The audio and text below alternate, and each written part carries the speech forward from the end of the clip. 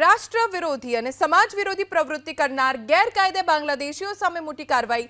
અમદાવાદમાં ચંડોળા તળાવ પાસે વર્ષ 2024ના જુલાઈ મહિનામાં 50 ગેરકાયદે ઇમિગ્રન્ટ્સની અટકાયત કરવામાં આવી હતી, જેમાંથી હવે 15 ઇમિગ્રન્ટ્સ અને એક સગીરનો સફળતાપૂર્વક દેશ નિકાલ કરવામાં આવ્યો, જ્યારે બાકીના 35 ગેરકાયદે બાંગ્લાદેશીઓને માર્ચ સુધીમાં ડિપોર્ટ કરાશે।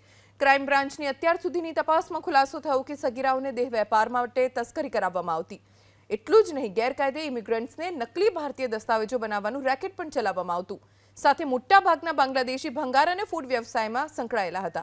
વર્ષ 1980 બાદથી ચંડોળા તળાવ વિસ્તારમાં વસવાટ કરી રહ્યા હતા। બંને કેસોનું એનાલિસિસ કરવામાં આવ્યું અને એનાલિસિસના માધ્યમથી જે પણ કોમિંગ ઓપરેશન દરમિયાન 50 જેટલા બાંગ્લાદેશી નાગરિકો માઇનર સહિત એમને ડિટેન કરવામાં આવેલા હતા અને એ લોકોને લીગલ પ્રોસેસ માધ્યમથી ડિટેન્શન સેન્ટરમાં રાખવામાં આવેલા હતા। અમારી જે શરૂઆતમાં 50 મેજર અને 2 માઇનર જે ડિટેન કરવામાં આવેલા હતા, એ પૈકી હાલ 15 બાંગ્લાદેશી નાગરિકો અને એક માઇનરને સક્સેસફુલી એમને ત્યાં ડિપોર્ટ કરવામાં આવેલા છે અને બાંગ્લાદેશ દ્વારા એ લોકોને સ્વીકાર પણ કરવામાં આવેલો છે કે આ નાગરિકો એમના જ નાગરિકો છે। હવે બાકીના રહેલા 35 જે બાંગ્લાદેશી નાગરિકો છે એ આ માસના અંત સુધીમાં કે માર્ચ 15 સુધીમાં એમને પણ ડિપોર્ટ કરવામાં આવશે અને એ અંગેની પ્રક્રિયા હાથ ચાલી રહેલી છે।